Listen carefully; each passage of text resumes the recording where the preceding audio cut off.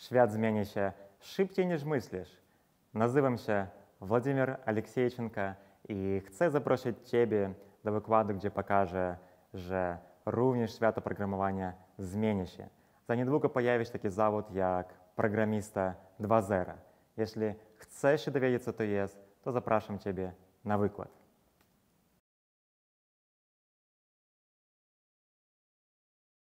Bardzo dziękuję, że udało się tu dotrzeć, bo dzisiejsza pogoda pewnie nie była najłatwiejsza i pewnie łatwo było gdzieś zostać w korku. To jest dobra nowość.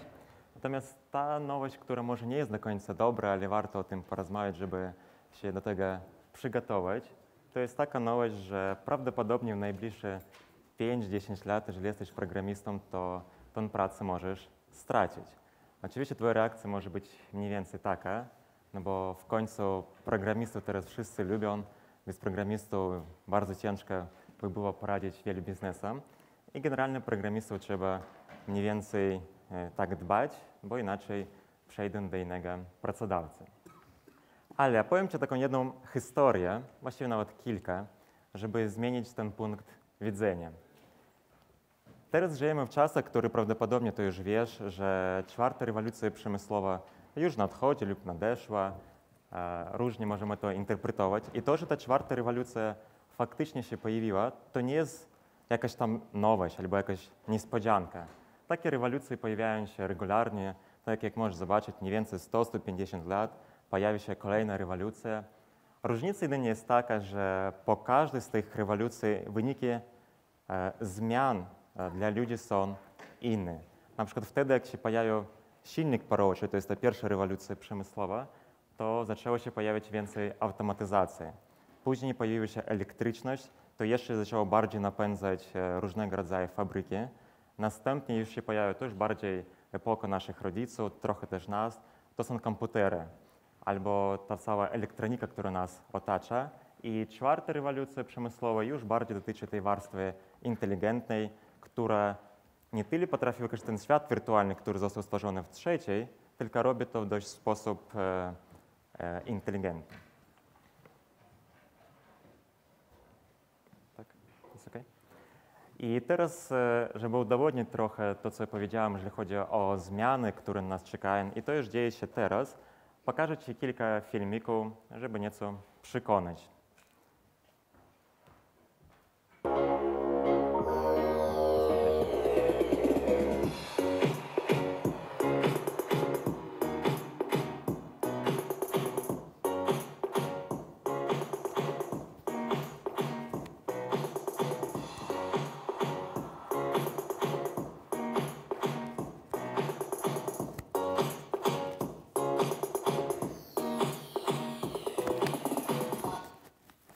To jest autonomiczny samochód Tesla, który już, jak widać, całkiem fajnie sobie radzi, przynajmniej jeżeli chodzi o techniczne podejście i techniczne wyzwania.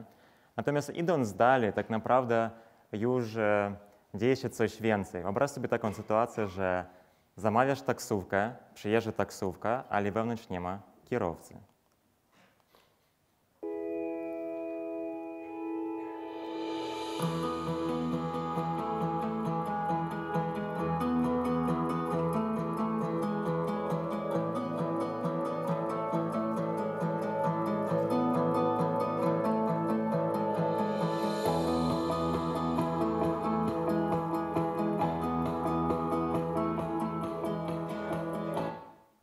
Waymo to jest brand tworzony przez Google, czyli to autonomiczny samochód dostarczany przez Google. Kolejna rzecz, którą prawdopodobnie osoby interesujące się tym tematem mogą powiedzieć, ok, samochody autonomiczne już nie jest taka duża nowość, już się przyzwyczailiśmy, no to mam kolejną nowość, autonomiczny rower.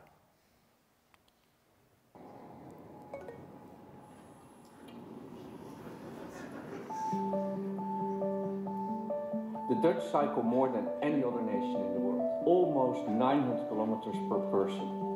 But that also means we have 350,000 bike-related injuries. Now imagine that we would make biking safer, smarter and easier by applying self-driving technology to biking. We tell our self-driving bike to figure out where it is, what's around it, what will happen next, and what it should do. We leaned on Google's expertise in self-driving cars, but we had to adapt the technology to work on a bike.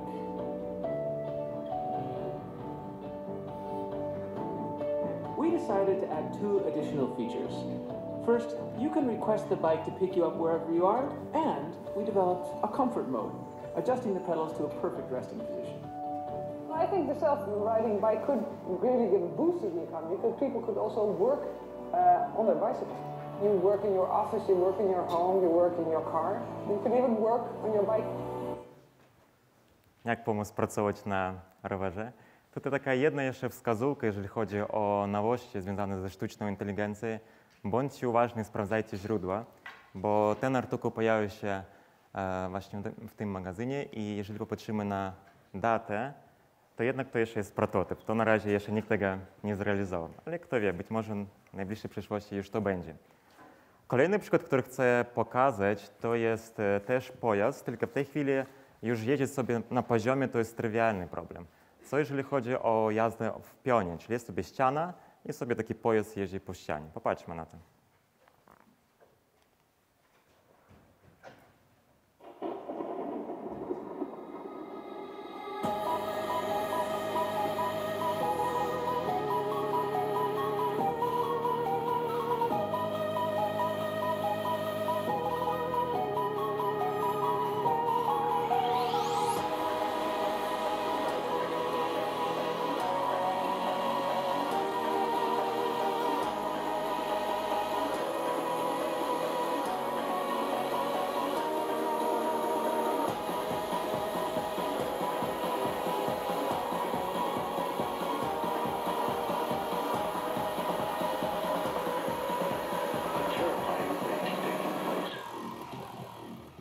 To jest prawdziwy projekt, tak żeby nie było.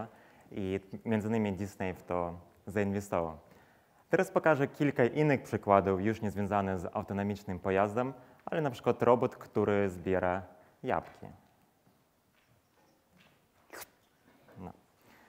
Kolejny robot, który potrafi zbudować budynek w 2 dni, przynajmniej tak twierdzi ta treść bardziej marketingowa, to trzeba też filtrować, ale mam nadzieję, że widać ten potencjał.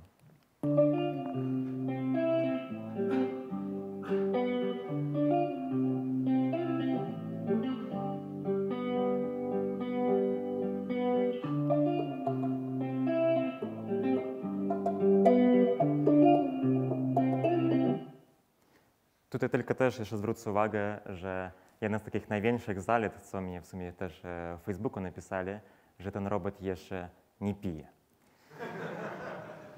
Właśnie. Teraz troszkę o sztuce. Kto lubi muzykę klasyczną? Jest kilka osób. To teraz sprawdźmy, czy to jest oryginalne, czy fake. Bach.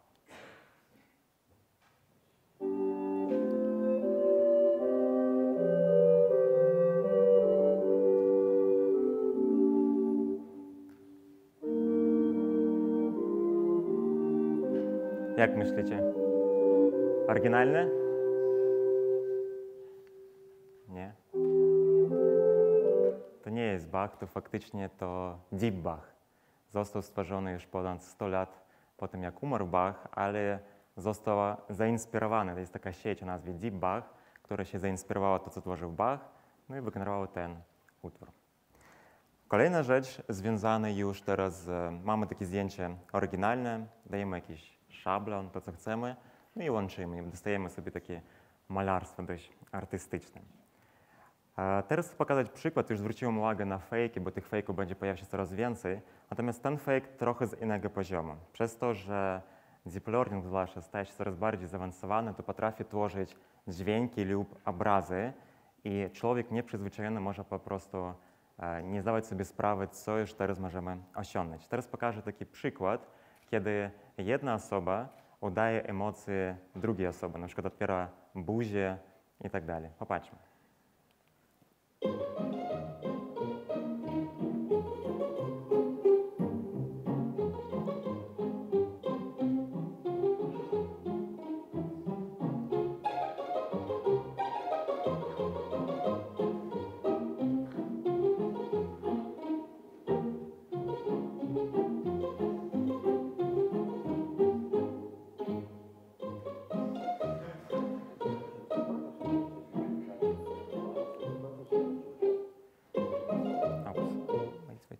No właśnie, jak widać w naszym świecie już, jeżeli chodzi o dźwięk, obraz, już nie ma tej pewności, jak to było jeszcze wcześniej i naprawdę trzeba umieć to filtrować.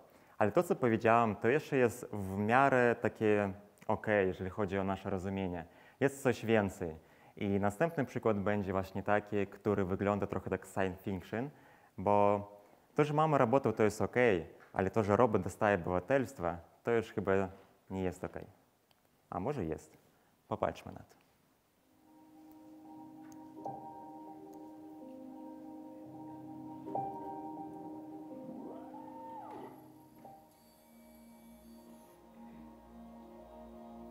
Okay, Sophia. I think you're ready.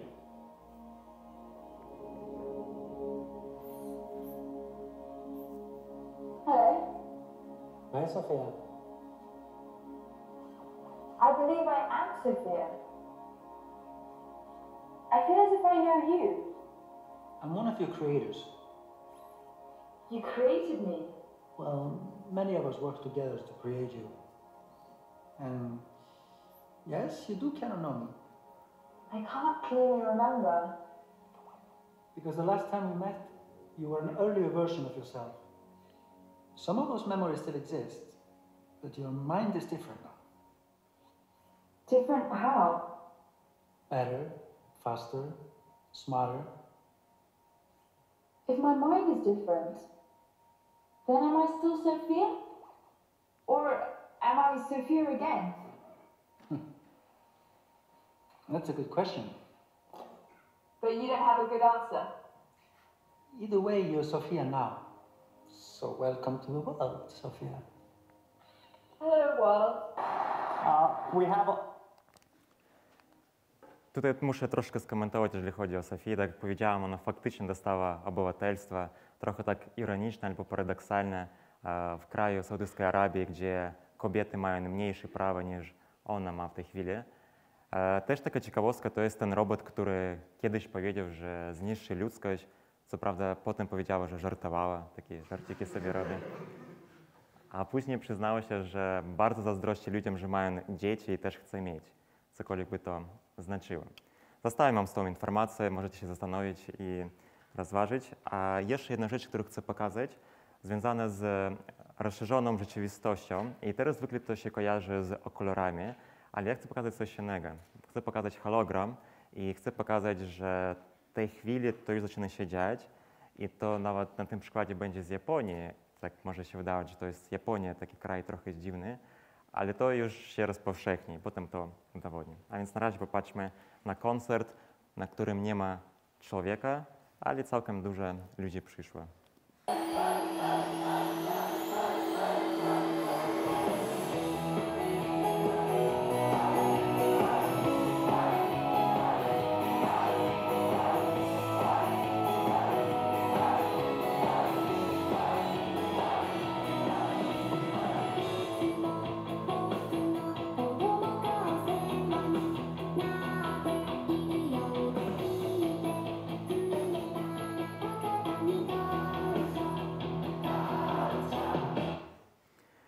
Tak jak powiedziałam, to nie chodzi tylko o Japonię, bo rok temu podróżowała po Stanach Zjednoczonych i jak widać całkiem fajnie jej to poszło, bo teraz znów wraca. Szukałam, czy przyjeżdża do Europy w tym roku, chyba jeszcze nie, więc musimy poczekać, jak ktoś chce pójść, ale obawiam się, że albo to można być szczęśliwym z tego powodu, że w najbliższe kilka lat to też staje się popularne również w Europie. Tak zmienia się nasz świat.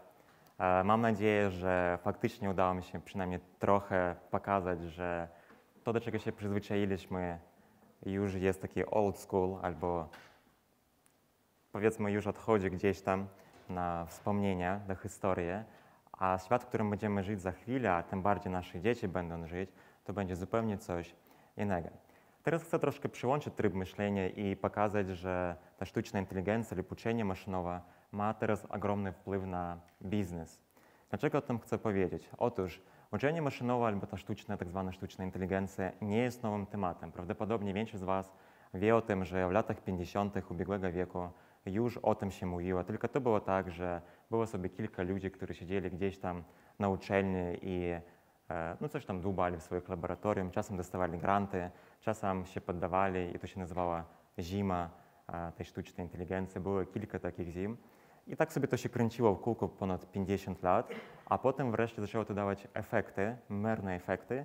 I jak to zaczęło przynosić korzyść dla biznesu, taką widoczną korzyść, to biznes po prostu zaczął szaleć. To znaczy, że zaczął inwestować miliardy i w tej chwili już zaczyna się wyścig, kto zacznie inwestować więcej. Na przykład takie kraje jak Chiny dotychczas inwestowali bardzo mało pieniędzy w te obszary, ale ostatnio, o tym też powiem na końcu, zrobiłem taki artykuł, też odcinek podcastu, gdzie pokazuję, jakie mają plany Chiny na naszą najbliższą przyszłość i jak duże pieniądze mają tutaj zainwestować. A skoro inwestują pieniądze, no to oznacza, że jest tu duży potencjał i wiele zmian tu będzie. Ale chcę pokazać takich kilka przykładów z biznesu wziętych, jak to może pomóc. Pewnie kojarzycie taką małą firmę Google, ma taki input i szukaj. I to jest taka, kojarzycie, tak? Dobra, kilka osób. To jest ta firma, która ma, no jest jedna z największych firm, jeżeli chodzi o ilość serwerów. I te serwery, w ogóle każda firma, która ma te serwery, jeden z problemów, które posiadają, to chłodzenie serweru. Akurat Google raczej jest tą firmą, która dość mocno optymalizuje wszystkie swoje procesy, zwłaszcza tam, gdzie można oszczędzić pieniędzy. I tutaj też na pewno robili wszystko, co potrafili. Natomiast DeepMind, który wziął pewne dane historyczne i wdrożył, w tym przypadku to był też deep learning, do optymalizacji procesu, to pokazali, że potrafią to nieźle zaoszczędzić. Tutaj właśnie był moment, kiedy włączyli ten algorytm, który zarządza tym całym chłodzeniem, a tutaj wyłączyli. No widać, że ten model uczenia maszynowego jest bardziej optymalny i też jest mierny. Na 40% udało się oszczędzić energię. Kolejny przykład wzięty z PayPala. Jeden z problemów, które nie mają, to oszustwa. I ten problem naprawdę jest ogromny na ich skalę, tym bardziej, jeżeli przeliczymy to na pieniądze, na dolary. I to, co oni zrobili, oni wprowadzili nowy model deep learningowy. Dzięki temu modelowi udało się uzyskać o 1% lepsze wykrycie, czyli ten standardowy procent jest 1,32, oni mają podobnie 0,32 i dzięki temu zaoszczędzili ponad 2 miliardy dolarów. To też przy okazji powiem, że niektórzy dyskutują, czy deep learning warto używać w biznesie, czy nie warto, bo to jest taki black box, o tym będę mówić za chwilę. Natomiast ktoś to używa i oszczędza dość spore kwoty. Kolejnych dwa przykłady będzie wzięte z medycyny i oba ze Stanfordu. I teraz mamy do czynienia z sytuacją, że znów są ludzie, którzy znają się na uczeniu maszynowym, niekoniecznie się znają na konkretnej ekspertyzie. Powiedzmy, w tej chwili to jest medycyna, albo przedtem to było chłodzenie serwerowni i potrafią aplikować dane, które mają, dane historyczne do tych modeli i dostawać wyniki. Ten wynik jest albo porównywalny, albo nawet lepszy niż lekarze. Biorąc pod uwagę, że to było robione w Stanfordzie, zakładam, że jakość medycyny tam jest odpowiednio wysoka. I ten drugi przykład jest podobny, tylko trochę o innej części, innej chorobie, ale też udało się im osiągnąć poziom rozpoznawania choroby porównywalny do lekarza lub nawet czasem lepszy. Możesz pomyśleć teraz, że to wszystko, co pokazuję, to jest tylko dla dużych graczy jak Google, Microsoft albo takie uczelnie jak Stanford, a pracujesz w takiej mniejszej firmie i prawdopodobnie to nie chodzi o ciebie, tylko bardziej gdzieś tam możesz to obserwować. A powiem ci taką jedną historię, trochę, żeby cię zainspirować. To jest wzięta historia właśnie z naszej przyszłości. I chodziło o to, że właśnie na tym zdjęciu jest tutaj pan, który trzyma komórkę Motorola. To było 10 lat przed tym, jak ta Motorola była dostępna do sprzedaży. Kto wie, do kogo dzwonił? Jak myślicie, do kogo dzwonił ten pan? Właśnie nie, tak zwykle sugeruję, no właśnie nie. Dzwonił do konkurenta, żeby powiedzieć, że im się udało. Właśnie. I to był teoretycznie, przynajmniej w teorii, tak legenda twierdzi, że to był pierwszy telefon przez komórkę. Jak widać, ta komórka troszkę ważyła, troszkę też kosztowała, też było tego niewiele. I jak oni robili reklamę, był taki odzew, że no okej, ale kto w ogóle taką komórkę będzie używać? I w ogóle po co ja muszę mieć ciągły kontakt z moimi klientami, albo nawet z rodziną, albo jeszcze z kimś? Ja tak całkiem fajnie się czuję, mam telefon gdzieś tam w domu, jak trzeba zadzwonić, wracam do domu i dzwonię. Nie ma żadnej innej potrzeby. Natomiast sprawa wygląda tak, że minęło nie tak dużo lat, 20 tam parę, może tam 30 i kto na tej sali nie ma komórki? Kto ma dwie komórki? No właśnie. Jak widać, świat zmienia się szybciej niż myślisz, ale najciekawsze jest to, że wtedy to zajęło powiedzmy 30 lat, teraz to zajmie jeszcze mniej, żeby wprowadzić tego typu zmiany. I ta sztuczna inteligencja albo uczenie maszynowe jest przykładem właśnie z tej serii. Jeszcze takich kilka ciekawostek.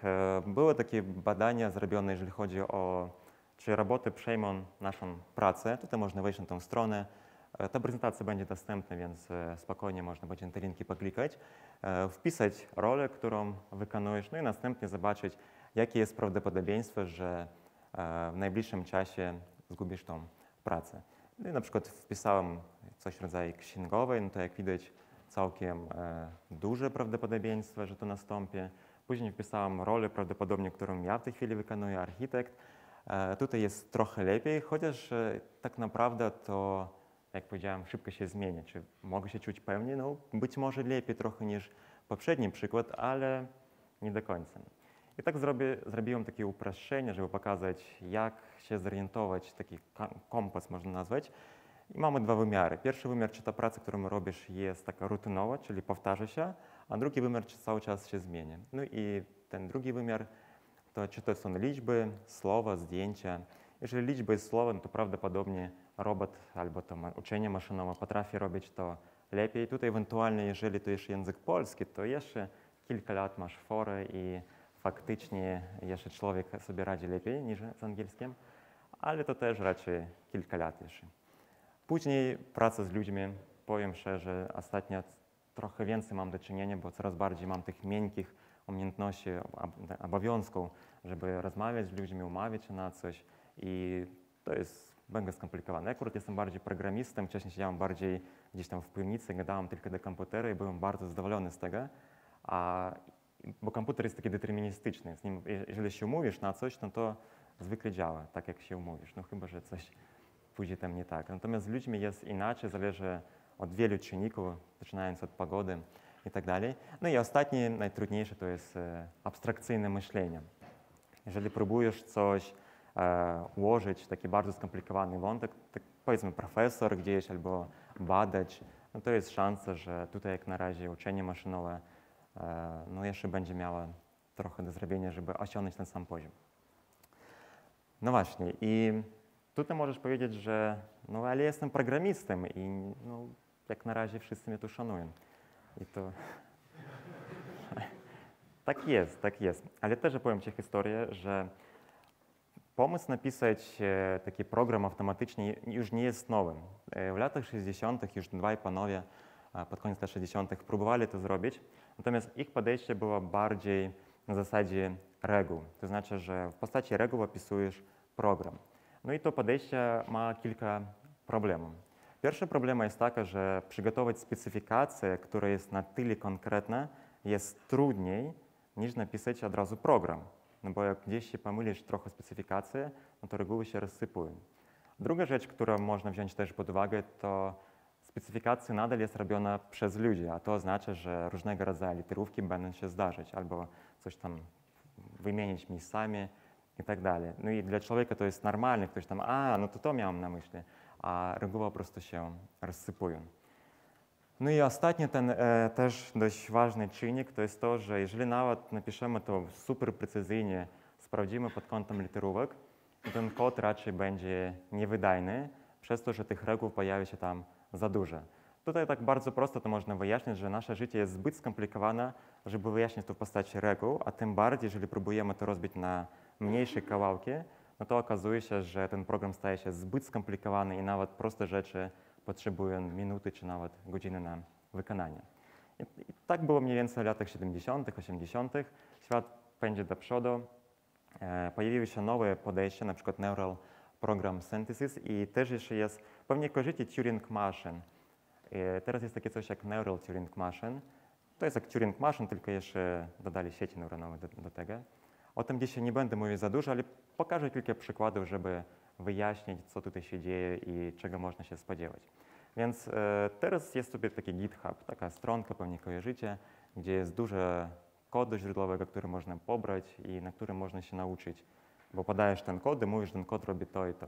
No więc zrobili tak, że wzięli kod źródłowy akurat od Androida, Kiedy szukałem czemu Android, prawdopodobnie dlatego, że to jest dość popularne i tego jest naprawdę bardzo dużo.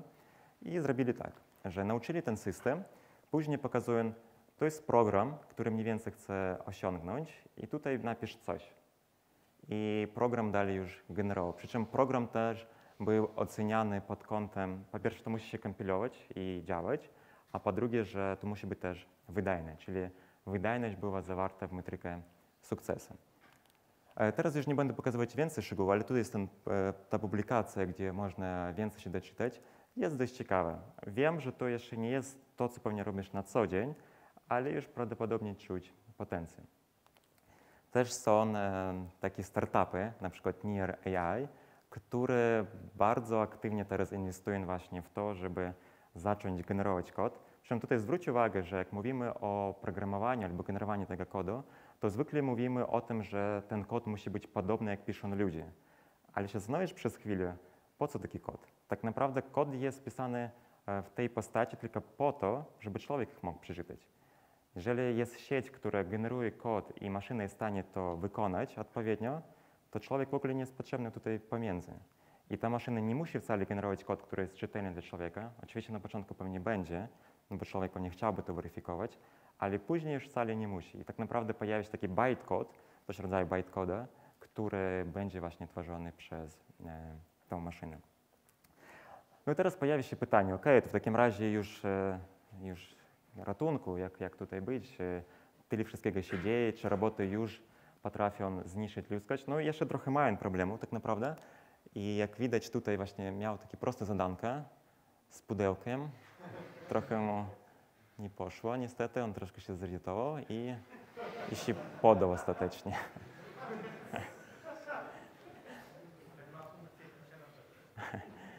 No to jak widać troszkę jest to wyzwanie. Chociaż jeżeli chodzi o postępy takich robotów, to też polecam wejść na Boston Dynamics i zobaczyć, co oni tam robią, jakieś takie skoki różne i to jest ciekawe. Teraz opowiem troszkę na temat rynku, czym bardziej, trochę będę mówić też o Stanach, ale starać się o Unii Europejskiej. Jak widać w roku 2016 ludzi, którzy cokolwiek robili z danymi, było ich około 6 milionów. W roku 2020 szacuje się, że prawie że 2 razy tyle, ale powiedzmy znacznie więcej. Teraz pytanie, gdzie wziąć tyle milionów ludzi, bo nawet w tym roku ich już brakowało. Przy czym rok 2020 to już jest prawie za chwilę, za 2 lata i uczelnie już prawie coś tam próbują robić, na przykład Politechnika Warszawska, jeszcze kilka uczelni w Polsce wprowadzają pewne systemy związane z uczeniem maszynowym, ale naprawdę są do tyłu i to dość mocne. No, dla przykładu, Politechnika Warszawska szkoli teraz, ma taki program, to bodajże taki program, teraz nie pamiętam dokładnie nazwy, ale coś innego chciałem powiedzieć. Chodzi o to, że bodajże 60 lub 60 parę osób będą wykształcone przez pół roku. No fajne, że w ogóle to robią. Pewnie pojawi się 60 osób, które potrafią pójść dalej, ale trochę to się nie skaluje do tej liczby. I to nie jest tylko Polska, tylko w ogóle w Europie i w świecie tak się dzieje. Akurat Stany troszkę wyprzedzają jak zwykle świat, ale to naprawdę jest takie wyzwanie. Też sprawdziłem na Indeed, jeżeli chodzi o popularność w roku 2017, które stanowiska były najbardziej popularne i też które rosły w czasie. Tutaj można zobaczyć na przykład Quality Engineer, no to spada, bo też to można już automatyzować i to już się robi. IT Engineer też spada. Na pierwszym miejscu akurat jest Full Stack Developer, co prawda trochę mniej zarabia. Na drugim miejscu jest Data Scientist. I w obu przypadkach to cały czas rośnie. Jeszcze powiem tylko o Full Stack Developer, bo w tej chwili to jeszcze nie jest domyślnie, że tam jest uczenie maszynowe, ale już pewnie za chwilę tak będzie. I polecam sprawdzić ten artykuł, w którym właśnie osoba opowiada, i tutaj jest najciekawsza rzecz, że już za jakiś czas, krótki czas, za 2-5 lat, faktycznie Full Stack Developer będzie też zawierać wewnątrz tych wszystkich różnych umiejętności uczenie maszynowe, no bo bez tego po prostu nie da się żyć. Jeszcze sprawdziłem tak z ciekawości, co się dzieje na przykład na pracy.pl. Jak piszę sobie machine learning, to jest 120 ofert. Zaraz za chwilę wyjaśnię, jak interpretować tę liczbę. Jak piszesz data science, no to jest 510. Sprawdziłem też dla ciekawości na przykład Python, to też było około 80-90, więc ta liczba jest całkiem duża, po prostu zwykle te ogłoszenia są budowane dość dziwnie. Po prostu wpisują, poszukujemy najlepszych, zamiast tego, żeby skonkretyzować, kogo dokładnie poszukują. Ale najciekawsze, co chcę tu powiedzieć, że ja sprawdzałem 3 miesiące temu na to samo hasło w tym samym miejscu, to było 80, teraz jest 120. I to w kilka miesięcy tak naprawdę wyrosło aż na tyle. A jeszcze sprawdzałem rok czy półtora roku temu i wtedy było dosłownie kilka pozycji.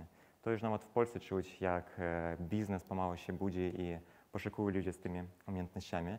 Tu dla przykładu wrzuciłem Stany Zjednoczone, a może lepiej to będzie tutaj widać na Indeed. I jak wpisujesz Data Science, no to jest 122 tysiące plus, a na Machine Learning jest 15 tysięcy. Zwykle ludzie wpisują Data Science, no bo to jest takie bardziej trendowe hasło, ale wewnątrz zwykle zawiera uczenie maszynowe. No i też tak pewnie to jest ciekawa informacja, ile zarabiają. Też jest informacja z Indeed o Stany Zjednoczone, no ta kwota wygląda całkiem przyzwoicie. No i właśnie, teraz może jest moment, kiedy chcesz się zastanowić o to, żeby do tej wiedzy, którą posiadasz jako programista, dodać jeszcze jedną warstwę związaną z uczeniem maszynowym i to będzie ten programista 2.0. Jest ciekawy artykuł, to się nazywa akurat Software 2.0. Andrzej Karpati. Kto go kojarzy? Andrzej Karpati.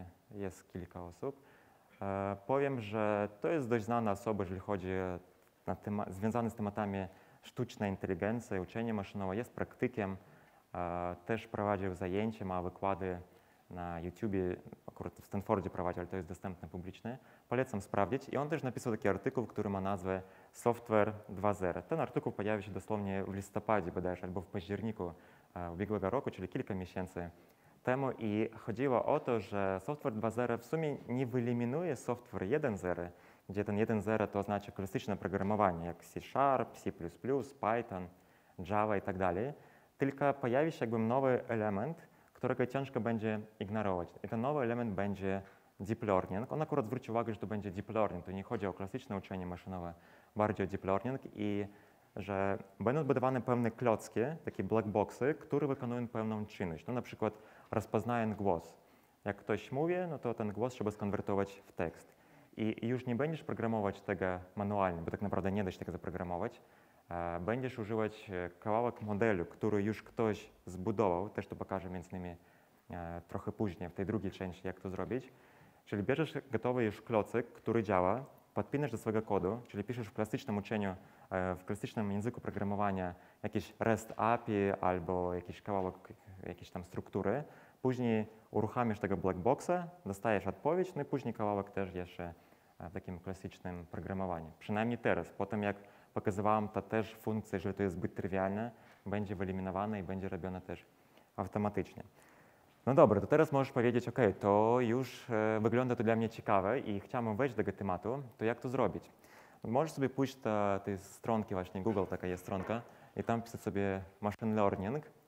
To akurat są stare wyniki, dzisiaj nie sprawdzałem, to sprawdzałem w zeszłym roku, ale i tak było dość wystarczające, żeby pokazać, że ponad 3 miliona wyników. Jeżeli założysz, że chcesz czytać 10 minut na jeden artykuł, tak sobie bardzo optymistycznie to założysz, nie będziesz robić żadnych przerw, nie będziesz spać, no to jedynie potrzebujesz 70 lat, żeby mniej więcej się przegryźć przez to. No trochę tego jest, jak widać, przy czym to rośnie wykładniczo. Jeżeli sprawdzić to dzisiaj, to pewnie będzie już ponad 100 lat. Ale drugi problem, który jest, że jak otworzysz taką typową publikację, to ona dość często wygląda w ten sposób. I pewnie matematycy akurat czują się w miarę komfortowo, ale programiści zwykle się czują tak. Ja też się tak czułem.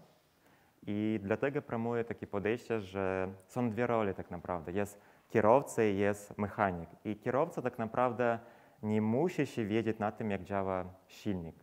No bo nie ukrywajmy, na tym świecie istnieje ponad 2 miliardy kierowców i ile osób z nich kojarzy, jak to działa pod spodem. Co najwyżej potrafią go zatankować, chociaż niektórzy nawet z tym mają problem.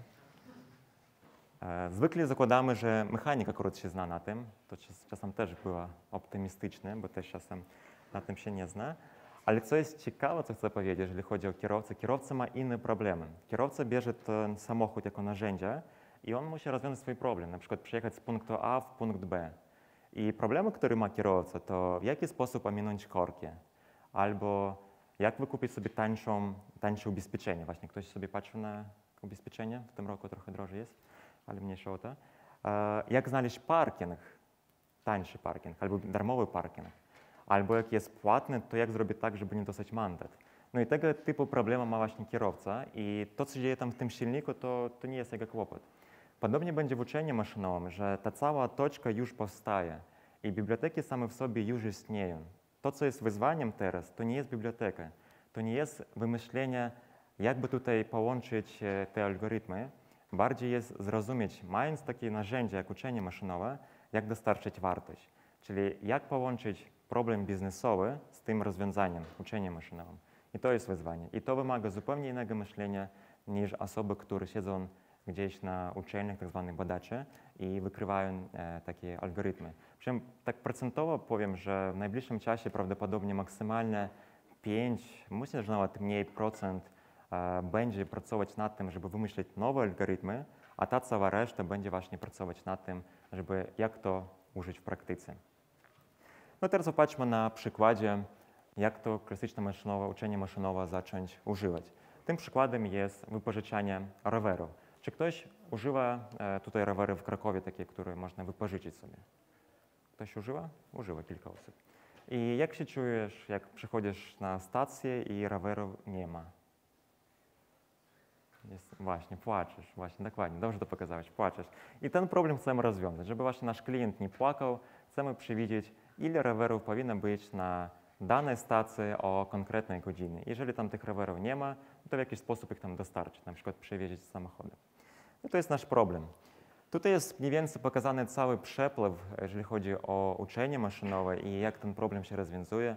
Najpierw mamy tę fazę, że próbujemy zrozumieć dany, biznes, później taka faza jak feature engineering, czyli kreujemy nowe cechy, później wybieramy najlepsze, następnie ta faza związana z modelowaniem. Akurat w tej chwili jest prawie 100% zautomatyzowana, jak również ta i następnie ewentualnie możemy łączyć kilka modeli razem. Zaraz przejdziemy krok po kroku, żeby lepiej to zrozumieć. I pierwsze, jak już powiedziałem, to jest zrozumienie biznesu i zrozumienie danych. Przy czym to od razu powiem, że dość często jest taka sytuacja, kiedy to jest na tyle oczywiste, że trzeba zrozumieć dane i biznes, że zwykle to jest pomijane.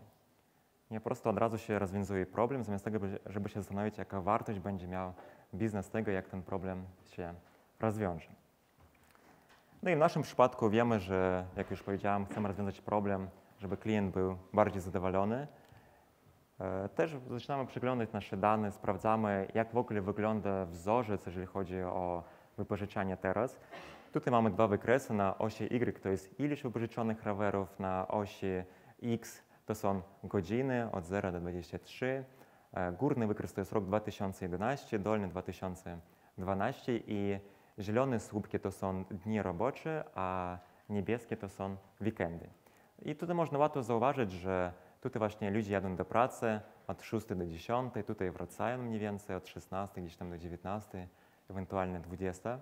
Przy czym też warto zauważyć, że w roku następnym ten trend się powiększy, no bo ludzie w ogóle się dowiedzieli, że taki system istnieje, zaczęli to używać. Więc to jak na razie ma sens. Też można zwrócić uwagę, że w weekendy zwykle ludzie śpią tutaj, co też ma sens raczej. Jest tak przybliżone do rzeczywistości. I też później wracają. Właśnie tu ktoś ciągle jeszcze imprezuje, na przykład, a drugi jeszcze ciągle potrzebuje tego rowera. Ciekawy jestem, jak ten rower właśnie posługuje się tym rowerem, ale przynajmniej go potrzebuje. Też popatrzymy na rozbieżność tych naszych danych, na przykład jeżeli chodzi o 9 godzinę, to widać, że ta rozbieżność jest od, no gdzie to jest, gdzieś tam 100, nawet trochę mniej, do około 1000, więc gdzieś w tym przedziale musimy trafić. Jeżeli chodzi o godzinę takie nocne, to jest akurat w miarę łatwo, prawie nikt tego nie pożyczy, ale w te szczyty jest wyzwanie, żeby faktycznie wychwycić, ile rowerów jest potrzebne i weekendy teraz, no też widać ten właśnie wzorzec i największa rozbieżność jest w dzień. Po co to pokazywałem? Po to, żeby zrozumieć, jakie są dane i później pojawiają się jakieś dodatkowe pytania i wtedy wracamy do biznesu i pytamy, ok, ale skąd to się wzięło? No i wtedy biznes mówi, a wiesz co, mieliśmy tu promocję jakąś tam i pojawił się wyjątek. Myślę, że osoby, które pracowali z biznesem, jeżeli chodzi o doprecyzowanie specyfikacji, wiedzą, jak dużo wyjątków potrafi się pojawić i w ten sposób, dzięki tej komunikacji, można lepiej zrozumieć, jak rozwiązać nasz problem. Dobra, przechodzimy teraz dalej. Może teraz wyjaśnię, co to jest ten features. To są cechy. W ogóle, jak popatrzymy na nasze dane, mamy tabelkę. Mamy wiersze i mamy kolumny. Każdy wiersz to jest konkretny obiekt. Czyli w naszym przypadku to jest konkretny obiekt, na przykład rower X został wypożyczony na takiej stacji o tej godzinie. Były też jakieś tam informacje na temat temperatury, informacje na temat wilgotności, to akurat nie mam pokazane, ale takie informacje są. I to są nasze cechy. Cechy opisują pewien stan rzeczywistości. Natomiast wyzwaniem jest takie, że te cechy zwykle nie są wystarczające, żeby faktycznie wyjaśnić modelowi, jak ta rzeczywistość wygląda. No bo te cechy są na przykład podane w tym formacie, jak i datetime, a z tego datetime'a tak naprawdę możemy wyciągnąć wiele ciekawostek. Na przykład, tak trochę już przyspieszając, jeżeli chodzi o datę, to możemy wyciągnąć dzień, miesiąc, rok, dzień tygodnia. To na przykład w poniedziałki ludzie chętnie lub odwrotnie niechętnie pożyczają niż w środę. Również można powiedzieć, czy to jest święte, ile dni zostało do świąt. Na przykład powiedzmy święte jest 25, ale już pewnie 23 to będzie zauważalne, że rowerów jest potrzebne mniej, albo odwrotnie jeszcze więcej, bo ktoś akurat prezent sobie nie kupił. I w ten sposób możemy sobie generować bardzo dużo różnych cech. Też możemy robić takie cechy, jeżeli chodzi o zmiany kategorialne, czyli cechy, które zawierają takie wartości listy zamkniętą. No, na przykład w tym przypadku ja podałam jako kolory czerwony, zielony, biały.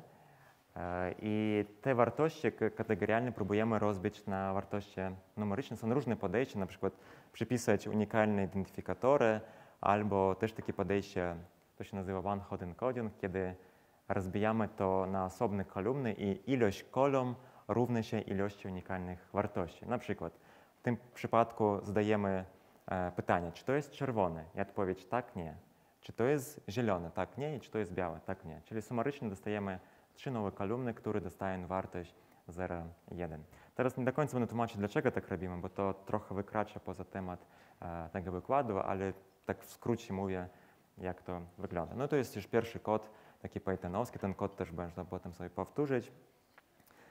To ta pierwsza grupa była związana, jak już powiedziałem, z datami. Wyciągamy sobie na przykład taki, bo tutaj początek był rok 2010, więc możemy sobie znormalizować te dane.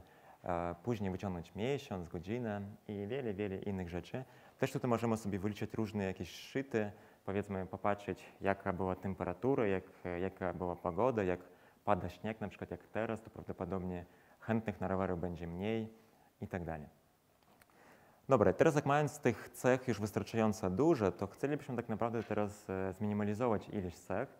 I to z tego powodu, że jak mamy za dużo, to model może powiedzieć tak głupieje. I to można na poziomie intuicji zrozumieć, że jak masz zrobić decyzję, to kiedy dla ciebie jest łatwiej zrobić decyzję? Wtedy jak masz do wyboru 2 czynniki czy 2000 czynników. Zwykle mężczyźni myślą o tym jak najpłaszczej i wiedzą, o czym ja teraz mówię, ale chodzi o to, że jak jest mniej czynników, to znacznie łatwiej jest podjąć tą decyzję i podobnie ma model, bo jak ma więcej czynników, to łatwiej się zgubić i łatwiej po prostu być mniej stabilny. No i ten proces nazywa się feature selection. Są różnego rodzaju triki, jak to zrobić i na przykład tak w skrócie, znów w miarę szybko to wyjaśnię. Pierwszy trik jest taki, że sprawdzamy na wariancję naszej kolumny i jeżeli kolumna zawiera te same wartości, no to oznacza, że na przykład 0, 0, 0, 0, 0, 0, 0, 0. No to prawdopodobnie jak usuniemy taką kolumnę, to niewiele stracimy, bo ona ciągle jest 0 albo 1.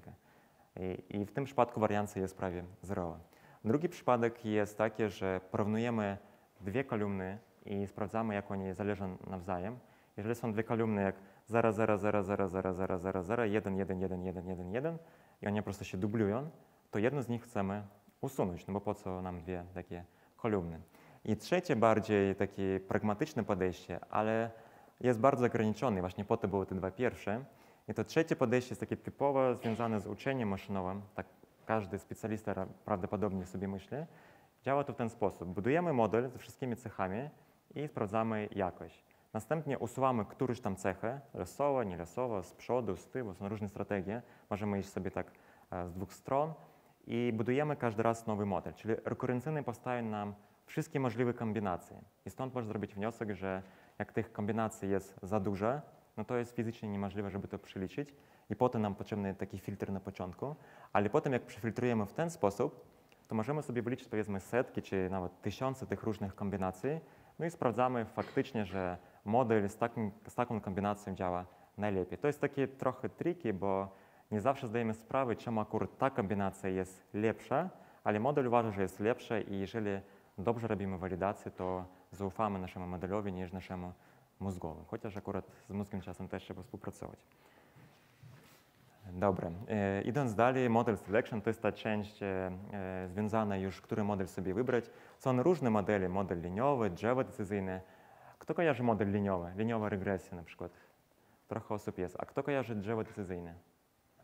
Troszkę mniej. A lasy losowe? Już jeszcze mniej. I gradient boosting, albo w ogóle boosting. A sieci neuronowe? Sieci neuronowe pewnie trochę więcej, dlatego że gdzieś tam na studiach pewnie się pojawiły. Tak zwykle historia ta wygląda. Dobra, tak w skrócie. Jeżeli chodzi o model liniowy, no to mamy te nasze kropeczki. Załóżmy, że czerwone to jest ta wartość prawidłowa, a zielone to jest to, co model pokazuje. To, co my teraz robimy, znajdujemy różnicę pomiędzy tymi kropeczkami i następnie sumujemy tą różnicę i naszym zadaniem albo zadaniem tego modelu właśnie jest optymalizacja tego błędu, który powstaje. Drzewa decyzyjne wyglądają jako takie reguły, że zadajemy pytania, na przykład w tym przypadku, jaki jest wiek, mniej, więcej niż 15, jaka jest płeć, no i w ten sposób sobie rozrzucamy nasze zbiory danych. Gradient boosting, a konkretna implementacja XGBoost, o tym ja dzisiaj będę mało mówić, ale ja to bardzo promuję, widzę, że w Polsce coraz więcej firm wreszcie to zauważyła. Tutaj jest taki człowiek z Chin akurat. Z Chin to nie przypadkiem powiedziałem, bo oni teraz ciekawe rzeczy tam robią. I on w swoim czasie był numer 1, jeżeli chodzi o Kaggle. Kto kojarzy Kaggle? Kaggle.com. Trochę osób jest. On w swoim czasie był pierwszy. To jest taka platforma, gdzie są konkursy dla data scientistów i jak ktoś tam był na pierwszym miejscu, to warto takie osoby przynajmniej kiedyś tam posłuchać. Oczywiście trzeba filtrować wszystkie te wypowiedzi jak zwykle przez ten nasz mózg, ale taka osoba wie, co mówię. I on między innymi powiedział, że jak się wahasz, który model użyć, to bierz XGBoosta, przynajmniej sprawdź, może ci się spodoba. Dobra, no to już wiemy, że mamy różne modele, więc sobie tworzymy te modele w ten sposób, jako worek. I tutaj jest taka zwykła pętla, nie ma żadnej magii. Ja po prostu iterujemy i sprawdzamy, który model daje lepszy wynik. I kolejna rzecz, jak już zauważyliście, te modele przyjmują parametry, właściwie hyperparameters, które trzeba dobierać. Na przykład drzewa decyzyjne mają głębokość, na przykład 2, 5, 10 poziomów. I ile trzeba dać? No właśnie, trzeba wykryć, ile dać. Ale tych parametrów może być trochę więcej niż 1, 2. Ich może być właściwie setki, tysiące dla różnych kombinacji. I są pewne metody, które to pomagają robić. Są takich, grid search jest najbardziej popularny, ale polecam wiedzieć, że to jest najgorsze, co możesz użyć zwykle. Random search jest porównywalny, ale to jest takie tricky, bardziej takie właśnie hipsterskie, nazwijmy to w ten sposób. A Bayesian to jest to, co polecam używać na produkcji. On jest sprytny, działa szybko i robi to, co powinien zrobić. I konkretna implementacja Bayesa to jest na przykład HyperOpt. Są inne implementacje, ale HyperOpt działa bardzo dobrze, więc nie ma co kombinować, skoro działa. I to działa w ten sposób, że tutaj definiujemy naszą funkcję. To jest nasz taki black box, czyli HyperOpt nic nie wie o naszym modelu. On traktuje jako black box, on tylko mówi, że ja to będę wywołać, podawać ci jakieś parametry, które też mi powiesz jakie, w jakiej przestrzeni i ty zwracaj mi tylko score. I na podstawie tego score ja będę próbować to jeszcze bardziej optymalizować. Więc to jest ta funkcja objective. Później mamy przestrzeń zdefiniowaną. Ta przestrzeń definiujemy w ten sposób, że to jest rozkład uniform. Uniform oznacza, że równoznaczny jest, bo normalny rozkład ma taki właśnie, w środku jest najwięcej, a uniform jest równoznaczny, czyli od 2 do 20 ta głębokość na przykład może być.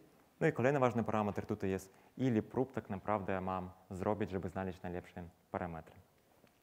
No wtedy jak już dobierzemy te parametry, to możemy wziąć też na przykład 2 modele razem, bo okazuje się, że taka współpraca daje fajne wyniki. to można potraktować w ten sposób, że jak powiedzmy ktoś jest w szpitalu, to może potwierdzić, że faktycznie zbiera się grupka ludzi, najlepiej, żeby były to lekarze, którzy podejmują decyzję, co zrobić dalej z tobą. No i to jest podobnie, że to nie jest jeden model, który działa najlepiej, warto wziąć kilka. Zwykle to się sprawdza w praktyce. Na Kaggle czasem potrafią brać setki, a nawet tysiące modeli razem, ale Kaggle ma trochę inne zadanie. Na Kaggle zależy na tym, żeby jak najszybciej, jak najlepszy wynik osiągnąć. Na produkcji zwykle z tym najlepszym nie jest aż tak ważne, bardziej jest tani koszt utrzymywania. Dlatego na produkcji bardziej 2, maks 3 modele będziemy trzymać. No i tu jest przykład, że tak naprawdę mamy w tym przypadku takie parametry, 3 modele i bierzemy 20% z tego pierwszego modelu, Random Forest w tym przypadku, 80% z tych dwóch pozostałych, przy czym te dwa pozostałe też robimy tak, że to jest 30% z GBM-a i 70% z XGBoosta. Też ciekawostka jest taka, że XGBoost i GBM to są dwa algorytmy, które są gradient boosting, ale w teorii, pomiędzy teorią a praktyką nie ma różnicy, w praktyce jest. I to jest przykład, że to są w teorii to samo, ale to działa znacznie lepiej. Też nie będę teraz mówić dlaczego, ale po prostu tak zapamiętaj. I teraz już będzie przerwa i następna część będzie na temat deep learninga. Tam już będzie wiele ciekawych rzeczy, więc warto zostać. Teraz przerwa 10 minut. Będziemy mówić o deep learningu. Kto słyszał na temat deep learninga? Wiele osób. Jest teraz bardzo podchwytliwy temat. Software 2.0 albo ten programista 2.0, no też chodzi o ten deep learning, więc warto sobie zbadać, co to jest i też będą przykłady. Nawet już po powrocie do domu będziesz mógł zastosować kilka takich rzeczy, które nie są wcale trywialne, ale jesteś w stanie to ogarnąć, bo okazuje się, że są w miarę proste. Ale spróbujmy najpierw zrozumieć, po co nam brać bardziej skomplikowany model, skoro mamy na przykład regresję liniową. Tutaj jest taki wykres fajny, który pokazuje na osi Y interpretowalność, a na osi X możliwość tego modelu. I jak mamy model liniowy, to zwykle czasem są dyskusje, jak mamy model liniowy, po co nam deep learning albo jakieś inne skomplikowane modele, które mają niski poziom interpretowalności. O co chodzi z tą interpretowalnością? To znaczy, że jak masz model, to ty jako człowiek jesteś w stanie zrozumieć, dlaczego model podjął taką decyzję czy inną decyzję. I to jest taki komfort, więc to możesz być. Natomiast zwykle taki model ma tyle możliwości do rozwiązania. Z drugiej strony możesz wziąć model, który potrafi wiele rzeczy zrobić, ale niestety nie zrozumiesz, jak on to robi, bo nasz mózg tego nie nadaje się niestety. Ale są pewne takie pomysły, jak sobie z tym radzić. Ale najpierw jeszcze wyjaśnię, dlaczego akurat tak się dzieje. Bo tak naprawdę, jeżeli popatrzymy na taką analogię, tutaj jest pani narzeczona i przyszedł taki sobie analityk i on mówi, zwróć uwagę, że wczoraj miałeś 0 męży, dzisiaj masz tego jednego męża, to pod koniec miesiąca powinno być tak rzędu 30, więc lepiej hurtownie sobie zamów te wszystkie rzeczy. No i tak jest z tą liniowością, bo nie potrafię ten świat normalnie opisywać, a świat tak naprawdę jest nieliniowy. I to dlatego potrzebujemy narzędzia, które potrafią działać w sposób nieliniowy. Teraz szybko jeszcze wyjaśnię takie wprowadzenie do sieci neuronowych, żeby mniej więcej było zrozumiałe, o czym ja mówię. To jest takie bardzo uproszczone, ale mam nadzieję, że przynajmniej trochę po tym wykładzie będziecie wiedzieć, o co chodzi w tych sieciach neuronowych. Załóżmy, że naszym zadaniem jest zrobić predykcję, ile kosztuje domek, na przykład 100 metrów, 500 metrów, 800 metrów, czyli to jest powierzchnia, a tutaj jest cena. No i normalnie to robimy tak, że tutaj właśnie jest notacja sieci neuronowej. Zwykle mamy takie kółeczko, jakąś tam relację, krawędź, taki graf nam powstaje. I ta nasza powierzchnia to jest nasza cecha. Na przykład 100 metrów kwadratowych to jest nasza cecha. Też jest ile kosztuje 1 metr kwadratowy, na przykład 2200. Ten, kto ostatnio kupował mieszkanie, pewnie wie, że kosztuje trochę drożej w Krakowie, ale jestem optymistą, jak można zauważyć, więc w euro. Może być w euro. Też będę może pesymistą, a chociaż nie, chociaż realistą raczej, realistą, dobra. To niech będzie euro. I jeszcze mamy drugie kółeczko, które ma 80, to się nazywa zwykle bias, ale możesz to zrozumieć jako taka niepewność, czyli nasz model w tej chwili jest na tyle niedoskonały, że nie bierzemy wiele rzeczy pod uwagę, więc zakładamy, że tyle niedoskonałości gdzieś tam nam powstało. I jako przykład, Jeżeli nawet kupujesz małą budkę, która ma 5 metrów kwadratowych, no to ona nie będzie kosztować 10 tysięcy nawet euro, a bardziej będzie kosztować trochę dłużej, czyli co najmniej 80 tysięcy, nawet jeżeli to jest jakaś mała pojezdka. Dobra, i teraz spróbujemy nasz model troszkę bardziej skomplikować. Dodamy sobie taki parametr jak ilość pokoi, zakładając, że ilość pokoi wpływają na koszt. Czyli załóżmy, że jeżeli jest o jeden pokój więcej, jak mamy tą samą powierzchnię, na przykład 100 m2 dwa razy, ale to jest jeden pokój albo 5 pokoi, no to w drugim przypadku to będzie drożej i za każdy pokój dopłacamy 2000, no bo tam jakaś ścianka stoi, to trzeba było zbudować i tak dalej. To założenie niekoniecznie muszą się łączyć z tym biznes modelem rzeczywistości, ale bardziej tłumaczę, że w tej chwili mamy dwie cechy.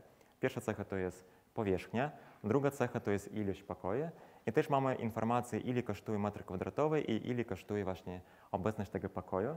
I co jest ciekawe, to nasza niepewność trochę zmalała, bo w tej chwili nasz model stał się troszkę bardziej precyzyjny i dlatego ta właśnie magia, którą nie przewidzieliśmy, stała się mniejsza.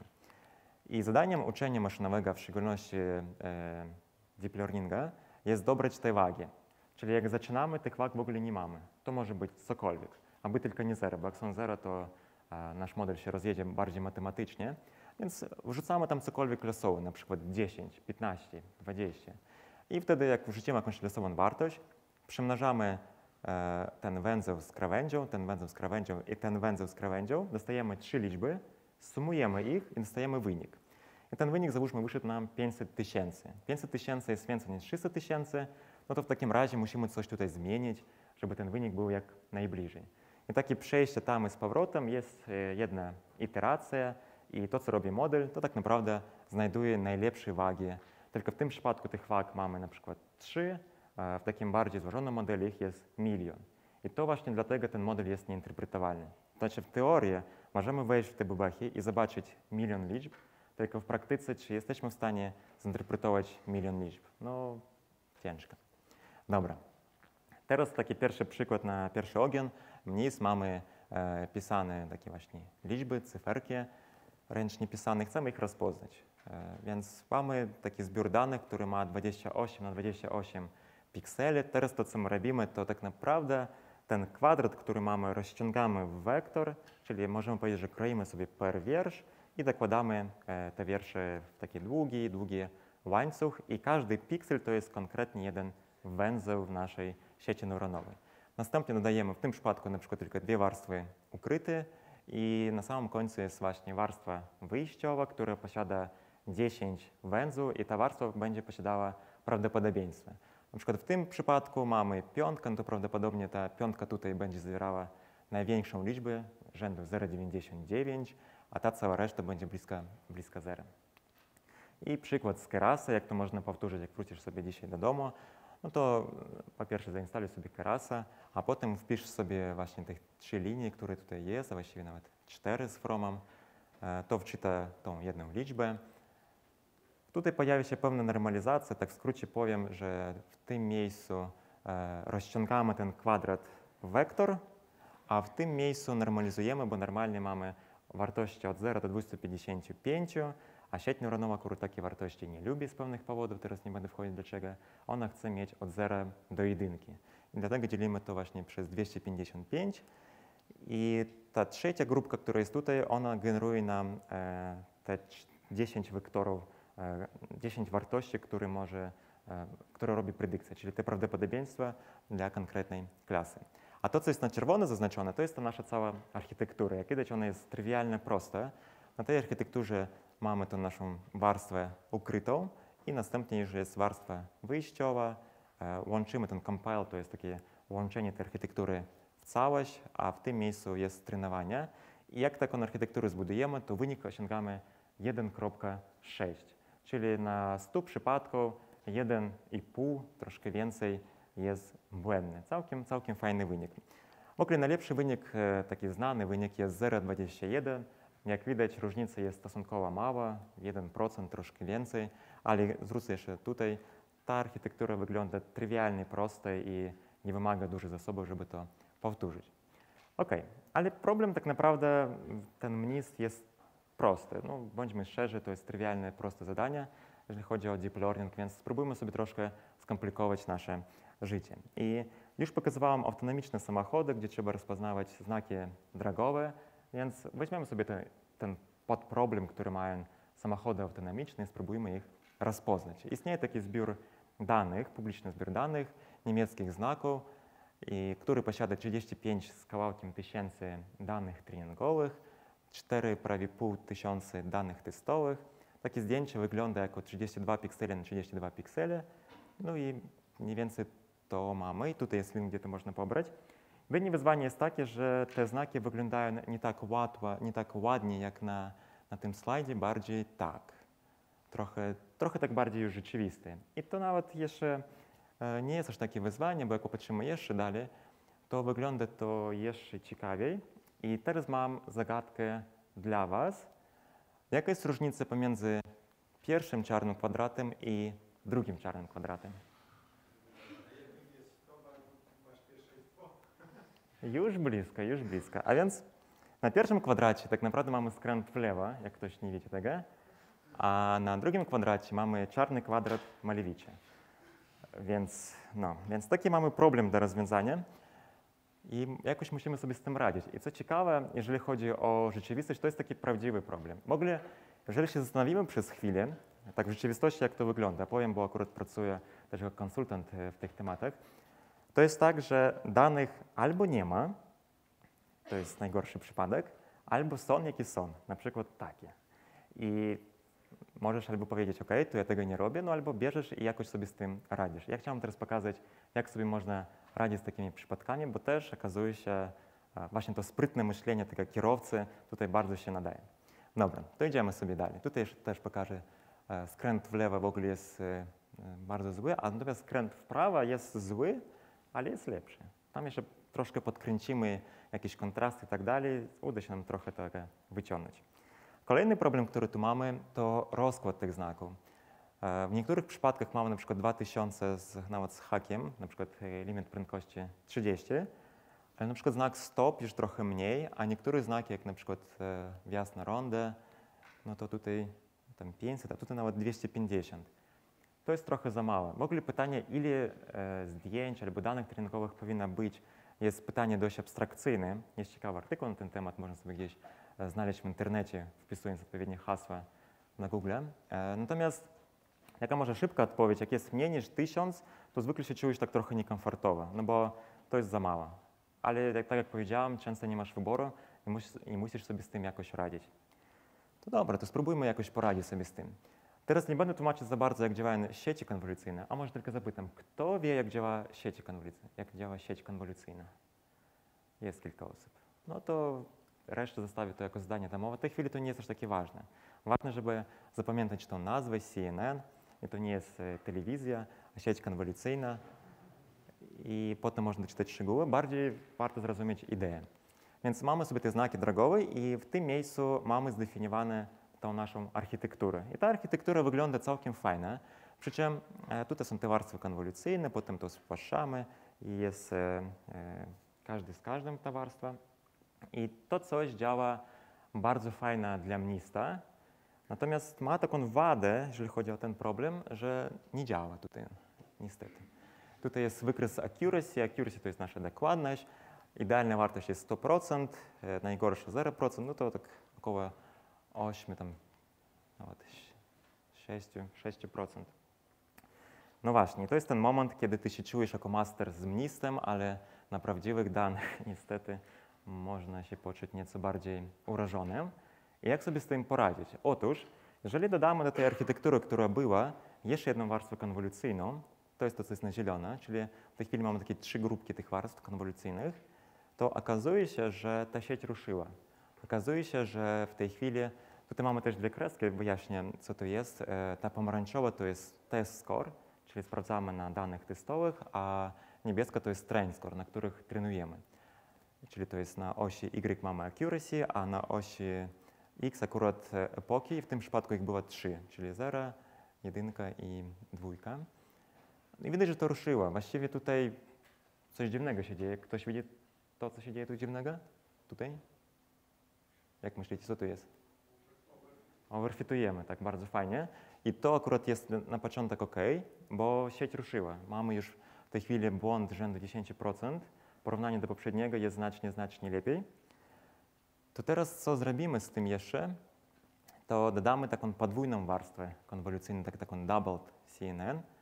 Czyli mieliśmy taki jeden bloczek przed max poolem, teraz mamy podwójny. Wszystko, co jest na zielono, to dodałem przed chwilą i nagle nam jakoś się poprawiło już do 3,83, ale ten overfitting nadal nam niestety występuje, czyli jakoś już jest w miarę ok, powiedzmy, jak na taką architekturę, tylko jest overfitting i tak jak pamiętacie, jak ktoś nie wie, to overfitting to jest takie straszne zwierzę, które trzeba bardzo się bać w uczeniu maszynowym, który wprowadza dużo kłopotów i trzeba z nim cały czas walczyć. Przy czym underfitting jest przeciwieństwem overfittingu, ale underfitting nie jest taki paskudny. Ono po prostu działa źle i działa źle zawsze. Overfitting działa dobrze wtedy, jak sprawdzamy jakość, ale źle na produkcji. Dlatego to jest takie nieprzyjemne. Dobra, to wprowadźmy jeszcze jedną rzecz, jeżeli chodzi o walkę z overfittingiem. I to jest na przykład dropout. Jest wiele technik, jeżeli chodzi o walkę z overfittingiem. Dropout to jest jedna z możliwości. Dodaliśmy tylko 3 linijki kodu. No i w tej chwili, jak widać, całkiem fajnie to sobie już radzi. Tutaj coś się pojawiło, ale potem to znowu zaczęło się zbiegać. Tutaj przypomnę, że było tych epok nie tak dużo, trochę więcej niż na początku, ale nadal jedynie 9. No i teraz jest moment, kiedy można się poczuć właśnie, że jednak na danych bardziej trudniejszych też możemy sobie poradzić. I następne pytanie, czy to jest wszystko, co możemy zrobić? No nie, możemy zrobić coś więcej. Tutaj jest zdjęcie, które było na początku i możemy przepuścić przez pewne filtry i uzyskać takie zdjęcie, które jest bardziej wykontrastowane. Druga rzecz, którą możemy zrobić, to mamy RGB, przypuścić przez filtry i jeszcze dodać tą szarość. Ktoś może powiedzieć, dlaczego ta transformacja ma sens, nawet jeżeli zakładając, że jakość modeli w prawie się nie polepszyła. Czyli wynik został w miarę podobny, ale to nadal ma sens. Czy ktoś wie dlaczego? Mniejszy rozmiar danych. Dokładnie. Rozmiar danych się zmniejszył, ale czego to jest wartość? Mniej cech i do czego to prowadzi? Że overfitting raczej będzie trudniejszy. To znaczy, jak jest za dużo parametrów, to znacznie łatwiej jest overfitować. I my robimy wszystko, żeby ten overfitting, to straszne zwierzę, nas nie ugryzło. I zmniejszenie parametrów to jest jeden z czynników, jak to można sobie z tym radzić.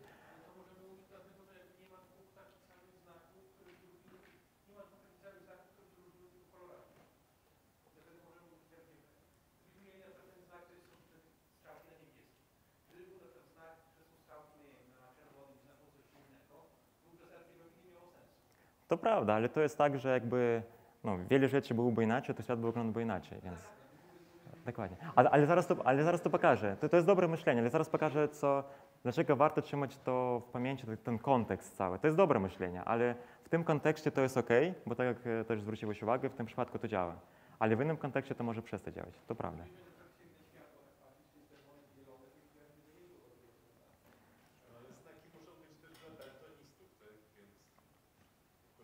Chodźmy dalej. Ja pokażę przykład, gdzie też warto brać różne pod uwagę rzeczy. I ten przykład jest wzbogacenia danych, że mamy danych mniej, zaczynamy ich obracać, jakoś odbijać, jakieś luszane odbicie robić w poziomie, w pionie.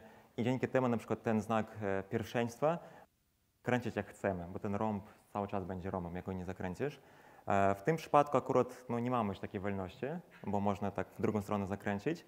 Ale ten przypadek jest najciekawszy. I to jest właśnie przypadek podobny, co był przedtem, że trzeba myśleć, że jak robisz coś, to pomyśl kontekstowo, do czego to prowadzi. Znów tutaj jest ten kierowca, to myślenie kierowcy, że jeżeli zrobię taką transformację i zostawię ten label skręt w lewo, to chyba szukam ten sam siebie, tak? Czyli nasz model będzie myślał, że to jest skręt w lewo, to jest skręt w prawo. Z drugiej strony, jak możemy to wykorzystać, tak jak pokazywałem, nasze dane skręt w lewo są w ogóle beznadziejne, natomiast skręt w prawo jest całkiem fajny. I to, co możemy zrobić, usunąć całkiem nasze wszystkie dane skręt w lewo, ale przynajmniej ten najgorszy, ten czarny kwadrat Malewicza przynajmniej, i zostawić skręt w prawo, tylko go odbić. I w ten sposób sobie możemy poradzić z tym problemem, przynajmniej częściowo. Dobra, kolejna rzecz, którą można to robić, jakieś takie transformacje, rozciągnięcie albo jakieś takie przychylenie na jakieś konta, to też można zrobić. Tutaj została mi jeszcze publikacja. Pamiętacie, że u nas wynik był rzędu 3% bodajże, tutaj najlepszy wynik był z rzędu 0,54 i oni między innymi osiągnęli to dzięki temu, że udało mi się właśnie wychwytywać, gdzie jest znak, dokładnie pozycję znaka i wycinać go. Dzięki temu nie było różnego szumu. To jest jeden z trików, który zastosowali, ale warto pamiętać cały czas, że życie to jest niespodzianka i może nas zaskoczyć. Dobra. Idziemy dalej. Teraz problem, który będzie do rozwiązania, dość myślę, że popularny w najbliższym czasie. Mamy dwa zdjęcia i chcemy rozpoznać, że to jest ta sama osoba.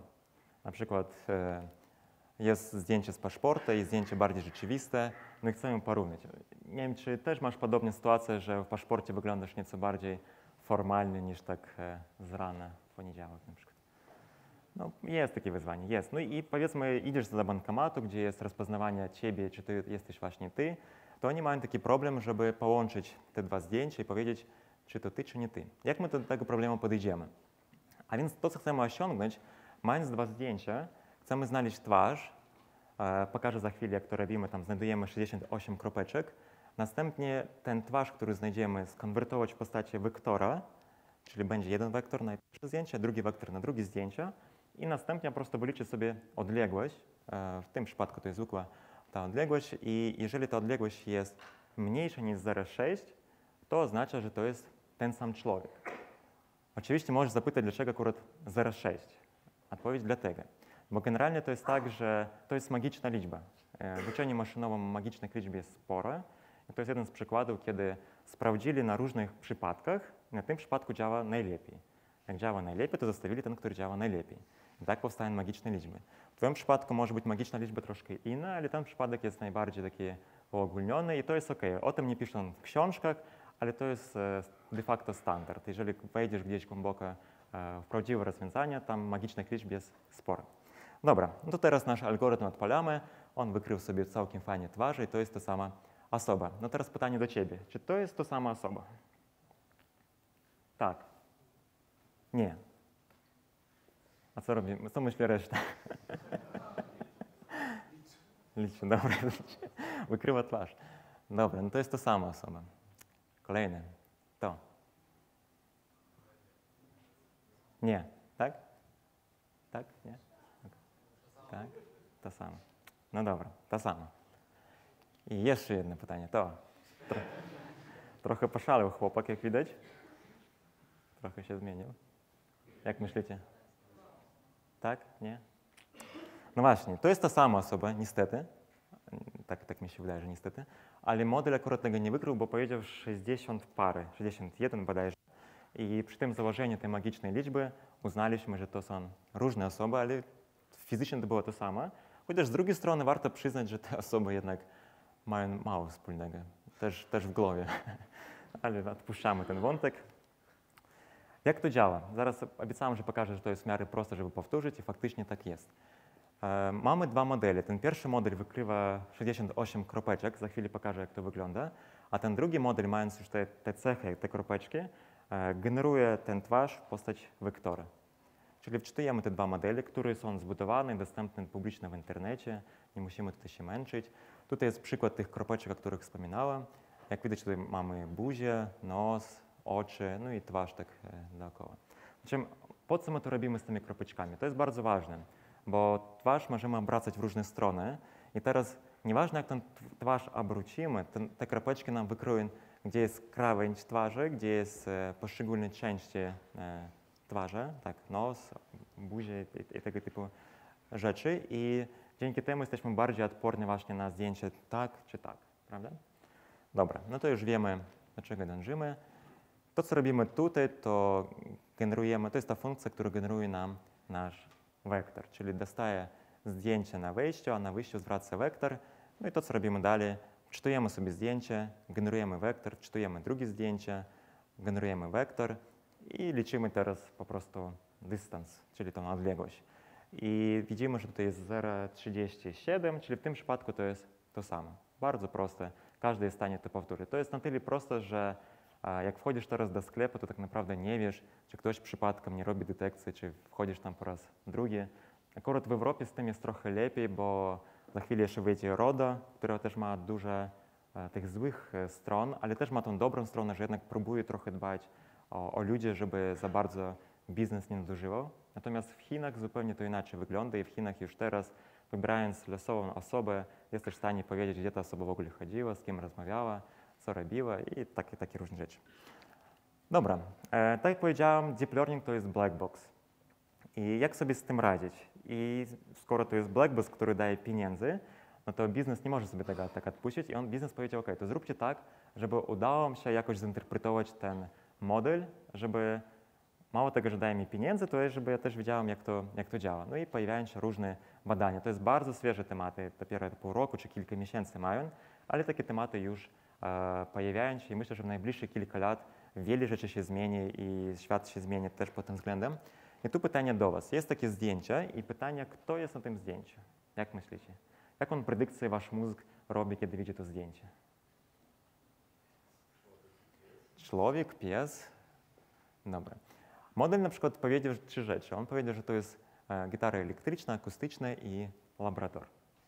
No i teraz zapytamy, ok, drogi modelu, wyjaśnij, dlaczego ty twierdzisz, że jest pierwsza, druga albo trzecia klasa.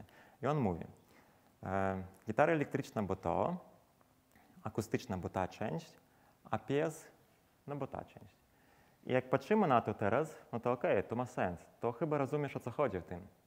Z drugiej strony, jeżeli patrzymy teraz na to zadanie, kiedy on pomylił husky z wilkiem i pytamy dlaczego, on to powiedział, że akurat to był śnieg, a jak jest śnieg, to zwykle wilk. I tak, okej, to chyba nie ogarniasz rzeczywistość naszą, musimy chyba zmienić sobie ten zbiór treningowy i dać wilka gdzieś bez śniegu, może gdzieś w zoo albo jeszcze gdzieś, gdzie tego śniegu nie będzie. No bo zwykle wilk pewnie gdzieś tam w śniegu pojawi się.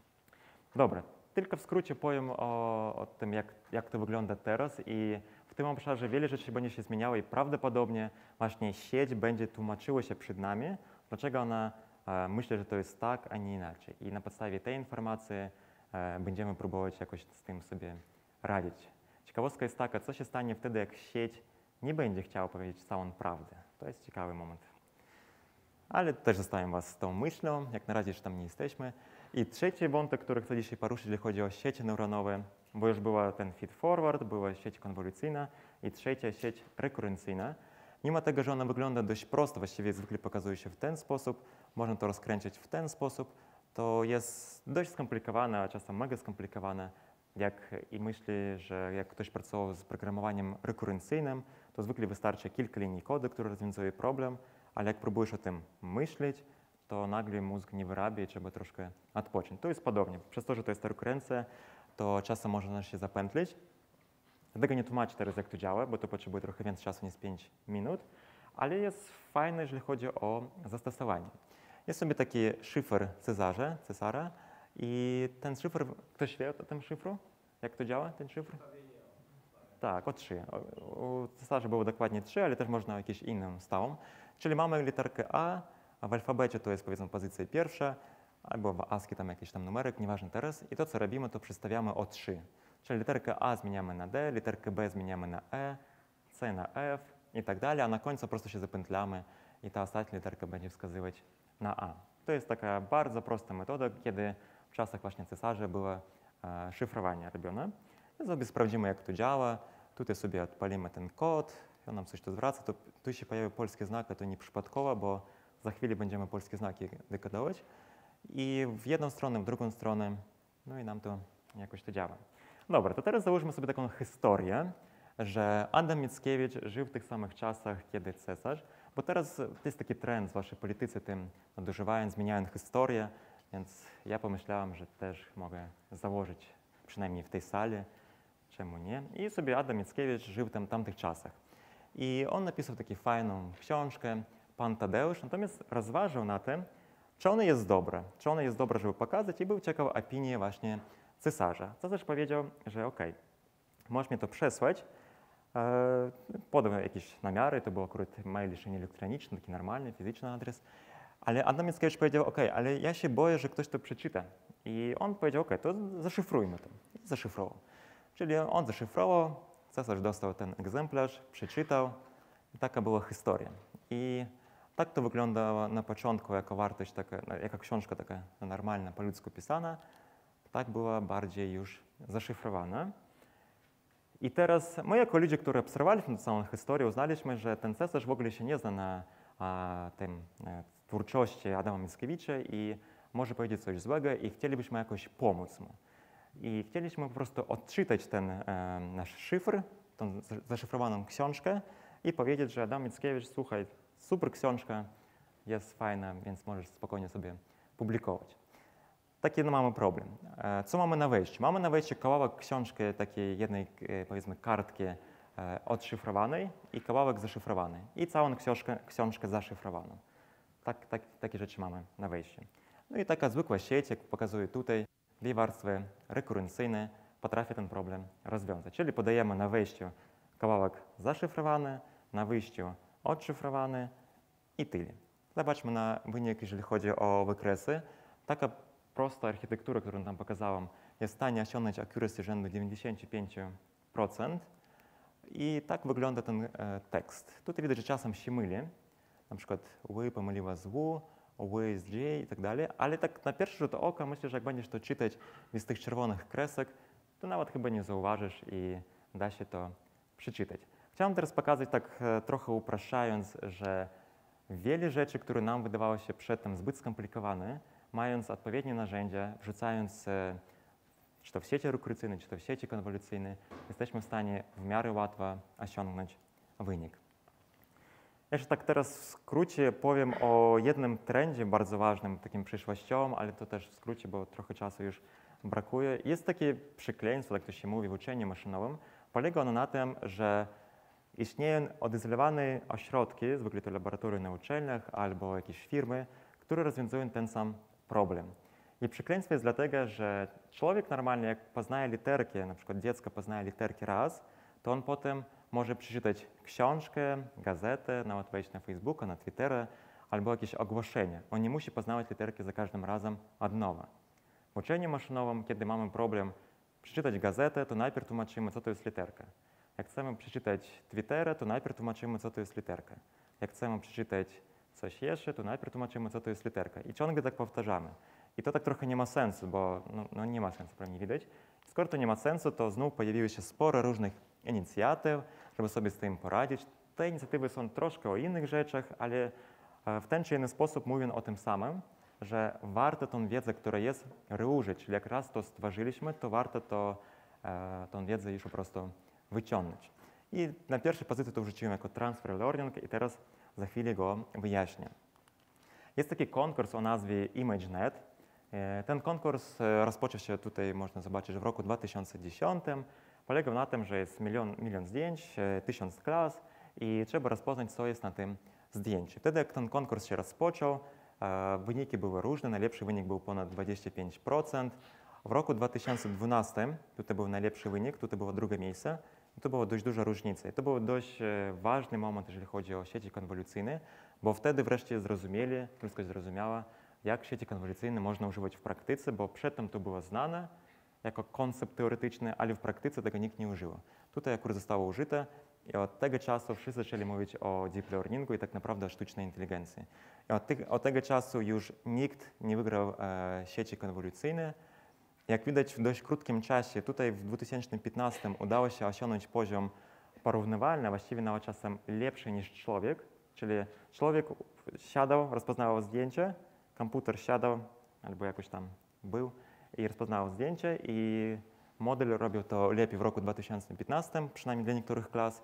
No a tutaj już to się nadal poprawia się. I co warto zwrócić uwagę, że większość zespołów, tutaj jakiś jeden wariat się znalazł, nie wiem czemu tam się znalazł, ale większość zespołów już w tym momencie zrobiło ten model blisko do 5%, a to oznacza, że ta wiedza już po prostu jest powtarzalna, czyli każdy, nawet tutaj siedzący, jest w stanie pobrać odpowiedni model, który jest dostępny, odpalić go i osiągnąć mniej więcej podobny wynik. Czyli to nie jest taki rocket science, to nie jest zamknięta wiedza. No i teraz kotek, no bez kotku byłoby ciężko na prezentacji, musiałem jakoś pobawić. No teraz poznamy, co jest na tym zdjęciu. I mamy tego kotka, czytamy go i robimy predykcję i rozpoznajemy, że tutaj jest 3 klasy, tabby, lynx, czyli to ryś i właśnie ten tabby. Wtedy, jak to robiłem, akurat nie wiedziałem, że Tabi istnieje. Sprawdziłem w Google, istnieje faktycznie. No i dobrze to rozpoznał. Też trochę przypomina to Rysie, więc całkiem fajnie sobie z tym radzi. Zwróćcie uwagę, że to jest cały kod, który był napisany. Tutaj było trochę tych importów. Tutaj był moment, kiedy ten model wczytujemy i ten model troszkę waży, rzędu 100 MB, więc jak jest słaby internet, to można poczekać trochę. Tutaj wczytujemy zdjęcia, a tutaj robimy predykcję i tyle. I to już po prostu działa za darmo. Prawda też jest taka, że no nie wszyscy pracujemy w Google i nie wszyscy mamy budżety, żeby rozpoznawać kotów, niestety. Chociaż ciekawy problem. Czasem musimy rozwiązać coś bardziej poważnego i tutaj mamy oko, które ma tam pewne jakieś ciekawości, jakąś tam chorobę, jakaś tam kreseczka się pojawia lub nie pojawia się i używając na przykład support vector maszyn, oni uzyskali wynik 0,82. Używając transfer learning tylko w taki sposób, że nie cały ten model, tylko kawałek tego modelu, czyli kawałek wyrzuciliśmy, kawałek zostawiliśmy i wtedy udało się osiągnąć model rzędu 0,96 i transfer learning rozwiązuje kilka problemów. Problem numer 1, który rozwiązuje, to, że w tej chwili możemy mieć mniej danych. W tej chwili już nie musimy mieć 1 milion zdjęć, już wystarczy powiedzmy 10 000, bo w tym przypadku mniej więcej tyle było. A druga rzecz, że przez to, że ten model został zbudowany, a niektóre modele budowali się przez 2 tygodnie na takich klastrach dość większych, to my nie musimy tego już mieć klastra, to jest po pierwsze szybciej, a po drugie taniej, no bo nie musimy kupować tego klastra. Już tak trochę podsumowując tak na dzisiaj, jeżeli chodzi o 3 rzeczy, które warto zapamiętać, no to deep learning naprawdę nie jest aż taki skomplikowany, jeżeli chodzi o perspektywę kierowcy. Dzisiaj za mało mówiłem o overfittingu. Powiedziałem, że to coś istnieje, ale nie powiedziałem, jak z tym walczyć tak bardziej konkretnie.